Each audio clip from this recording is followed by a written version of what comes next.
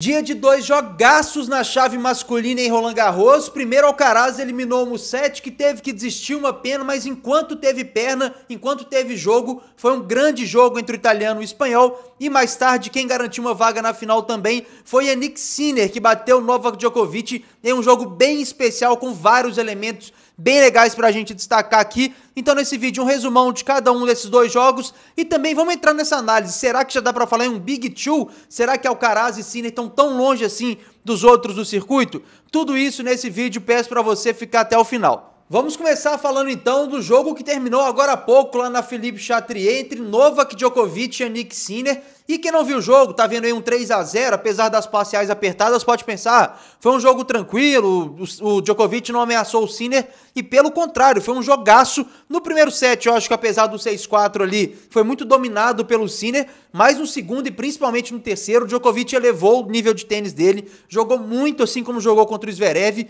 apesar da idade já chegando, é claro que não é o mesmo Djokovic que a gente acostumou a ver, mas mesmo assim segue num nível muito alto, talvez um circuito só abaixo aí do Sinner que ele perdeu hoje e talvez do Alcaraz. Então o Djokovic fez uma grande partida, mas como a gente já falou aqui em outros vídeos, quando o Sinner liga esse modo robô, máquina de jogar tênis dele, é muito difícil de bater. E entrando na análise já desse jogo e sobre o Sinner, tudo que eu acho, é o cara mais difícil de achar buracos no jogo dele. A gente vai falar já já do Alcaraz. O Alcaraz tem altos e baixos dentro das partidas normalmente, foi assim hoje.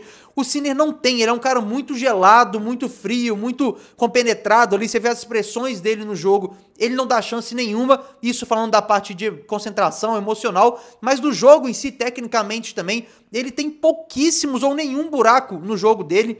Hoje, por exemplo, ele não é um cara marcado por ser um grande sacador. Qual a característica do Sinner? Ninguém fala um grande sacador, mas hoje ele se segurou muitas vezes pelo saque, sacando ali em 30 iguais, em 0,30, em 15,30 e sacando muito bem o saque aberto, principalmente dos dois lados, mas principalmente do lado da esquerda, do lado do 40-30 ali, do 15-0, sacando aberto, entrando na primeira bola, já entrando na quadra com aquela direita que ele pega na subida. Então, assim, o Sinner não tem muito buraco, a esquerda dele é muito sólida, a direita ele raramente erra. Hoje o Djokovic conseguiu em alguns momentos abrir um pouco mais de ângulo na direita do Sinner, normalmente ele chega muito bem, mas hoje ele errou algumas bolas ali quando ele desliza, o Sinner com esse passado dele aí de ser um esquiador de alto nível. Se você não sabe, procura aí, vale muito a pena essa história, rapidamente. O Sinner foi um esquiador de altíssimo nível, poderia ter sido profissional, pelo que falam, então ele tem essa facilidade de baixar a gravidade, de mexer muito bem a perna, de sentir muito bem,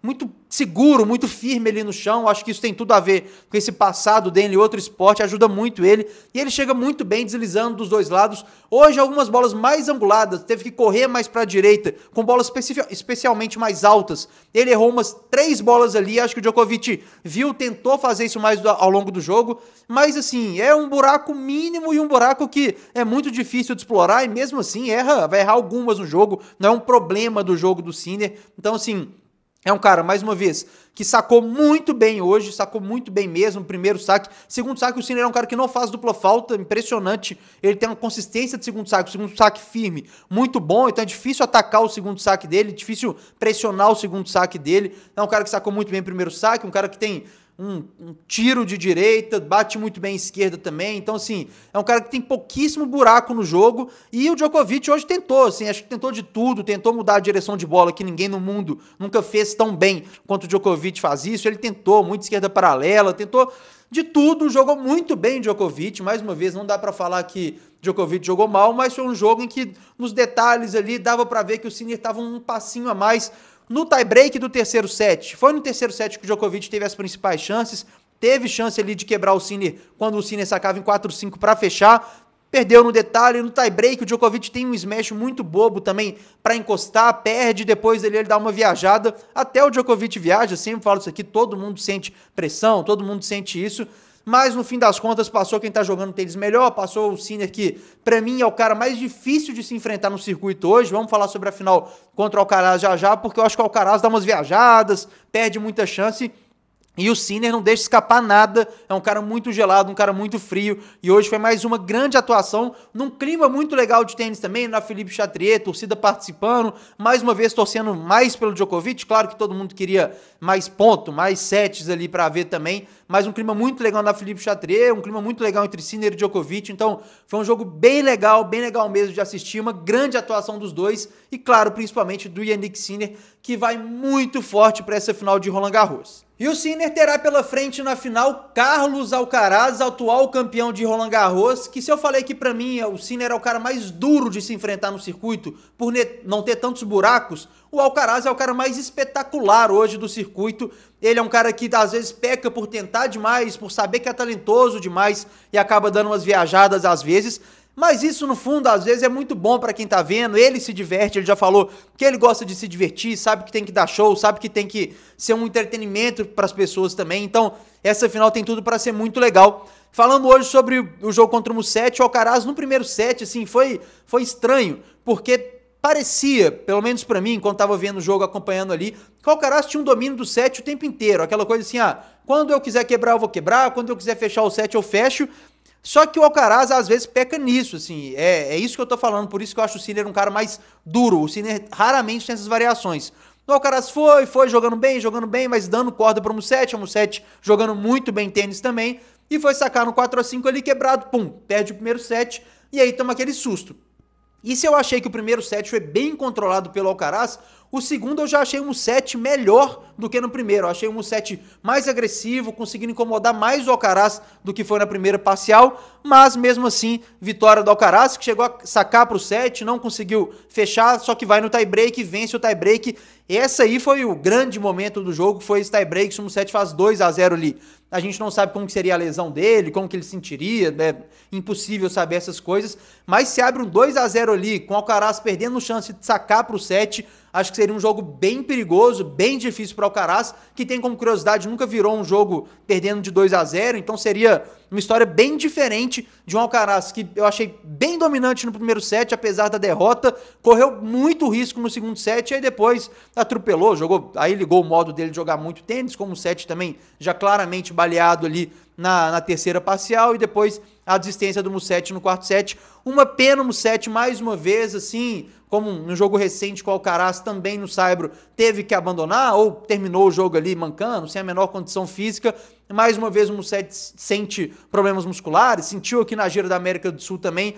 É um cara que, falando um pouco dele agora, joga muito tênis, é muito bonito ver o Musetti jogando. Parece que a gente entrou numa máquina do tempo, assim, do tênis, e tá vendo o Roland Garros da época do Guga, Roland Garros da década de 90, início dos anos 2000, cara que se defende muito bem, que corre muito bem, que fica lá nos pontos, que tem uma esquerda de mamão maravilhosa, que hoje sacou muito bem nos 2 primeiros sets. Foi um jogo bem legal, bem divertido de assistir. Eu acho que apesar de ter sido um 3-1 ali, né, com a desistência, acho que o jogo Djokovic e Sinner foi até mais perigoso pro Sinner do que foi esse do Alcaraz. Eu realmente vi o Alcaraz com domínio do jogo a todo tempo ali, mas pro Alcaraz é isso, assim, acho que o que ele peca, a única coisa, ele é espetacular, ele joga muito tênis, se ele conseguir manter essa constância, esse nível dele, que às vezes ele mostra, aí sim vai ser um cara ainda mais difícil de ser batido, né, estamos falando aqui do melhor ou do segundo melhor tenista do mundo hoje, então vai ser uma final bem legal entre Sinner e Alcaraz. Eu acho que é bem isso, o Alcaraz mais espetacular, acho que o Alcaraz pode fazer mais coisas que o Sinner pode fazer, tem curta, tem mais variação, tem mais elementos no jogo dele. Agora o Sinner é aquela máquina de jogar tênis, vamos ver quem vai estar bem. Eu acho que assim, se os dois estiverem ok, eu acho que o Sinner tem mais chance de levar. Agora se o Alcaraz estiver num daqueles dias dele jogando muito, ele gosta desses grandes palcos, gosta das grandes finais, aí é muito difícil tirar o título dele. Então vai ser muito legal essa final entre Sinner e Alcaraz. E agora vamos fechar o vídeo falando sobre essa rivalidade entre eles. Assistindo aos 2 jogos hoje, principalmente ao segundo, que foi entre um duelo de gerações aí, entre o mais vencedor, o maior de todos os tempos em questão de títulos, e o Sinner, que é um da nova geração, me veio, será que já dá pra falar em um Big Two? E cara, não acho exagero, já respondendo aqui no início da análise, acho que dá pra falar sim em um Big Two, não que eles vão ter os números do Big Three, quando a gente fala aqui de Federer, Nadal e Djokovic, até com Murray talvez formando um Big Four, mas cara, a diferença hoje do Alcaraz e do Sinner pro restante do circuito, eu acho bem significativa, e pra mim o único cara que tem tênis para bater de frente contra esses caras. É claro que o Alcaraz pode perder um jogo, o Sinner pode perder um jogo, mas a longo prazo, ganhar frequentemente desses caras seria o Djokovic. Mas, infelizmente, pela idade, não dá para imaginar o Djokovic com muito mais anos, mais 2, 3, 4, 5 anos aí, jogando nesse mesmo nível de tênis que ele tá. Infelizmente, seria ótimo. E aí, quando a gente fala de grandes torneios, pode ser que perca um ATP 500, até Masters 1000, perca para Zverev, para Medvedev, para Ruud, para Tsitsipas, para Mensik, para outros caras aí, vai faltar alguém, Fios, outros caras que jogam muito bem tênis, que estão aí.